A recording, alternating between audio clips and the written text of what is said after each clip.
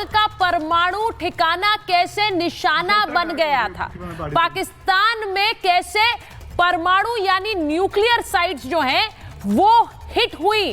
पहली बार रिपब्लिक से बात करते हुए एक सर्विंग ऑफिसर ने कैसे उसका कबूलनामा दिया, यह भी आपको बताऊं। जो तस्वीर आप देख रहे हैं, लेफ्टिनेंट जनरल खंडारे जिन्होंने रिपब्लिक से बात की और उन्होंने बताया कि पाकिस्तान में जो स्ट्राइक्स की गई भारत द्वारा, उन स्ट्राइक्स में कैसे पाकिस्तान की न्यूक्लियर साइट्स हिट हुई। आपको याद है वो तस्वीरें जब पाकिस्तान में किराना हिल्स की बात हो रही थी, जब भारत में भी ये चर्चा चल रही थी कि क्या न्यूक्लियर साइट्स हिट हुई हैं। वो तस्वीरें जरा चलाइए। उन न्यूक्लियर साइट्स को लेकर जो चर्चाएं चल रही थी, उस पर पहली बार कैमरे पर यह बड़ी खबर आई है कि कैसे न्यूक्लियर साइट्स को निशाना नहीं बनाया बट दे वर हिट। यह कहा लेफ्टिनेंट जनरल खंडारे ने, जो कि रक्षा मंत्रालय के मुख्य सलाहकार थे जिस वक्त ऑपरेशन सिंदूर को अंजाम दिया गया। अब लेफ्टिनेंट जनरल ने खुलकर कहा कि किराना हिल्स, क्योंकि उसे लेकर प्रेस ब्रीफिंग में भी सवाल पूछे गए थे, उन्होंने बताया कि किराना हिल्स पर जिस तरह से प्रेस ब्रीफिंग में कहा गया कोई निशाना नहीं साधा गया था, लेकिन जहां जहां हमने टारगेट किया उससे उनकी न्यूक्लियर साइट हिट हुई। यह पहली बार कैमरे पर बोला गया। इसका सीधा मतलब यह कि जो हड़कंप पाकिस्तान में आपने देखा उसी वजह से हुआ। इसी वजह से पाकिस्तान भागता हुआ अमेरिका के पास गया मदद मांगने के लिए। इसी वजह से पाकिस्तान ने भारत से सीजफायर की गुहार लगाई और कहा कि अब बस कर दीजिए। यह सब कुछ लेफ्टिनेंट जनरल खंडारे ने हमारे सहयोगी श्रवण सेन से बातचीत में कहा और इसीलिए आपको बता रही हूं कि यह बहुत बड़ी खबर है कि पाक का परमाणु ठिकाना निशाना बन गया था, उनकी न्यूक्लियर साइट हिट हो गई थी। यह मैं आपको बता रही हूं, जिसकी तस्वीरें भी और जिसकी चर्चाएं भी लगातार भारत और पाकिस्तान के बीच हो रही थी। पाकिस्तान और भारत में इसको लेकर चर्चाएं थी। इस पर आज महाभारत में बात करूंगी। इसी के साथ साथ भारत का एक और दुश्मन आज ढेर हो गया।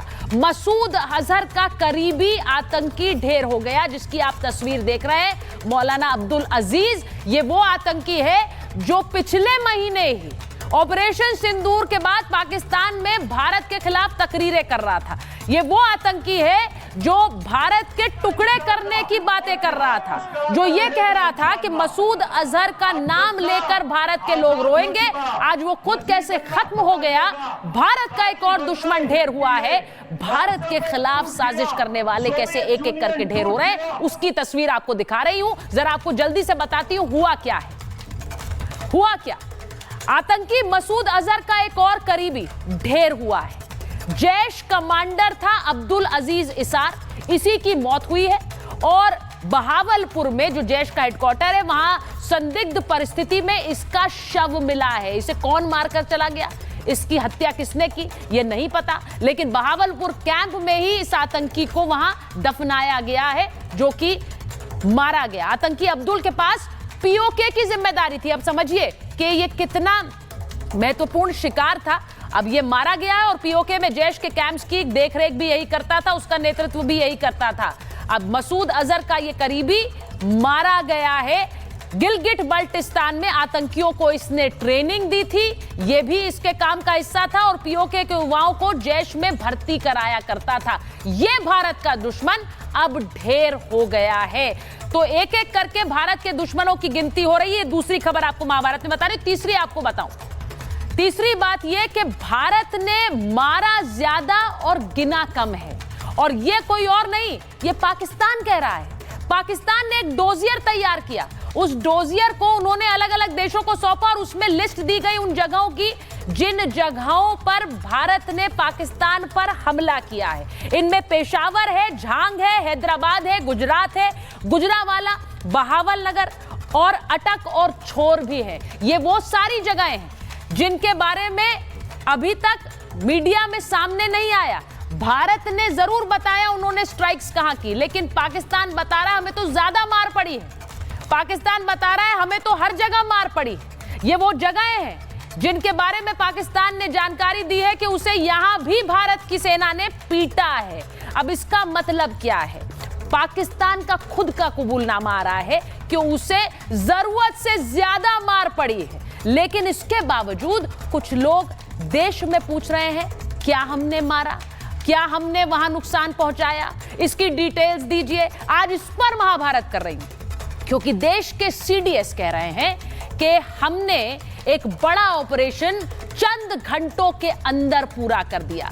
देश के सीडीएस कह रहे हैं कि हमने सफलतापूर्वक ऑपरेशन सिंदूर को अंजाम दिया। लेकिन इसके बावजूद देश में कुछ लोग पूछ रहे हैं कि क्या हमने एक सफल ऑपरेशन किया, क्या हमने एक सफल कूटनीतिक कदम उठाया, क्योंकि जो डेलीगेशन गया वो भी एक असफल कदम था। आज इस पर ही महाभारत कर रही हूं। बहुत सारे बयान आए हैं, उन पर बात करूं।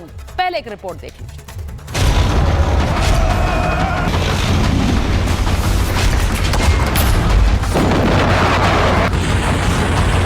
ऑपरेशन सिंदूर अभी खत्म नहीं हुआ है।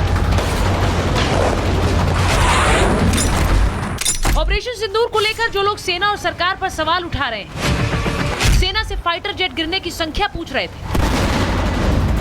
ऐसे लोगों के लिए पाकिस्तान से जवाब आया है। पाकिस्तान के एक डोजियर से खुलासा हुआ है कि भारत ने 20 नहीं बल्कि 28 जगहों पर तबाही मचाई थी। भारत की सेना ने अपनी प्रेस कॉन्फ्रेंस में इन जगहों का जिक्र तक नहीं किया, लेकिन अब पाकिस्तान खुद कबूल रहा है कि भारत ने उसे मारा ज्यादा लेकिन गिना कम।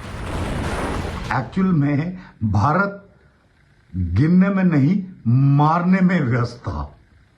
और आई एम श्योर ये लिस्ट शायद अभी भी पूरी नहीं है, क्योंकि किराना हिल्स वगैरह का और चंगाई हिल्स वगैरह का नाम इसमें शामिल नहीं है। भारत की इसी ताबड़तोड़ कार्रवाई ने पाकिस्तान को सिर्फ 65 घंटों में घुटनों पर ला दिया। पाकिस्तान की हालत ये हो गई कि वो सीज फायर के लिए गिड़गिड़ाने लगा। लेकिन भारत में बैठे कुछ नेताओं को पाकिस्तान की ये पिटाई रास नहीं आ रही।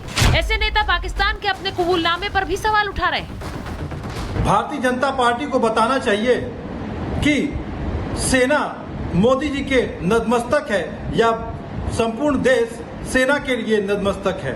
इस पे प्रश्न चिन्ह उठेगा और भारतीय जनता पार्टी को माफी मांगनी पड़ेगी। अफसोस की बात यह है कि पाकिस्तान को जितना सबक हमने सिखाया है उससे ज़्यादा सिखाया जा सकता था और उससे ज़्यादा सिखाना चाहिए था। सीज फायर करके हमने एक बड़ी गलती की है, हम उसे बड़ा सबक सिखाते हैं। आज देश के सीडीएस ने भी बता दिया कि ऑपरेशन सिंदूर से दुनिया ने भारत की सैन्य धमकी देखी।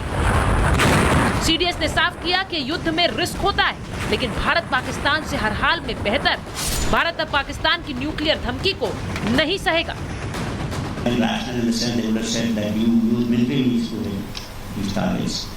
But it was also rational on their part. Operation Vision Thought will continue for 48 hours, folded up in about 8 hours. देश के CDS general Anil Chauhan operation Sindoor को सफल बता रहे हैं। भारत का डेलीगेशन दुनिया भर में जाकर पाकिस्तान को एक्सपोज कर रहा है, लेकिन इसके बावजूद विपक्षी दल इसे कूटनीतिक विफलता बता रहे हैं। देश के 16 विपक्षी दलों के 200 से ज्यादा सांसदों ने चिट्ठी लिखकर संसद का विशेष सत्र बुलाने की मांग की है। डिप्लोमेटिक फ्रंट पर पूरी तरह असफल हो गए। सेना बधाई के पात्र है, उसने अच्छा काम किया, लेकिन डिप्लोमेटिक फ्रंट पर ये चीजें हैं जो चिंता की बात है। अगर प्रेसिडेंट ट्रंप से कहने से आप युद्ध विराम कर सकते हो, तो देश की जो मुख्य अपोजिशन पार्टी के कहने से आप स्पेशल सेशन क्यों नहीं बुला रहे हो? क्या हमको स्पेशल सेशन के लिए प्रेसिडेंट ट्रंप के पास जाना पड़ेगा? विपक्ष ऑपरेशन सिंदूर पर सवाल उठा रहा है और उसके नेता सरकार को घेरने के चक्कर में सारी हदें लांघ रहे हैं। आपको सुनवाते हैं कैसे पंजाब के मुख्यमंत्री भगवंत मान ने ऑपरेशन सिंदूर को लेकर सरकार को घेरते घेरते शर्मनाक बयान दे दिया। संदूर ਦਾ ਜਿਹੜਾ ਮਜ਼ਾਕ ਉੱਡਿਆ ਉਹ ਨਹੀਂ ਦੇਖਿਆ ਤੁਸੀਂ ਵੀ ਮਤਲਬ ਅਸੀਂ ਸੰਦੂਰ ਵੀ ਭੇਜਾਂਗੇ ਹਰ ਘਰ 'ਚ ਤੁਹਾਡੇ ਘਰੇ ਆਊਗਾ ਫਿਰ ਤੂੰ ਲਾ ਲੇਗਾ ਫਿਰ ਕਹਿ ਦੇਗਾ ਵੀ ਆ ਲੈ ਮੋਦੀ ਦੇ ਨਾਂ ਦਾ ਸੰਦੂਰ ਲਾ ਲਾ एक वन नेशन वन हस्बैंड ये स्कीम है। ऑपरेशन सिंदूर को लेकर पूरा देश सेना पर गर्व कर रहा है, लेकिन विपक्षी दल सियासी माइलेज के चक्कर में न सिर्फ सरकार को घेर रहे हैं बल्कि पूरे ऑपरेशन की सफलता और सेना के शौर्य पर सवाल उठा रहे हैं। ऐसे में सवाल ये कि विपक्षी दल कब तक पाकिस्तान की भाषा बोलेंगे? क्या ऑपरेशन सिंदूर को लेकर सियासी नफा नुकसान वाली राजनीति लगातार चलती रहेगी? सबसे बड़ा सवाल ये कि जब पाकिस्तान खुद अपनी पिटाई मान रहा है तो विपक्ष के सवाल क्यों खत्म नहीं हो रहे हैं?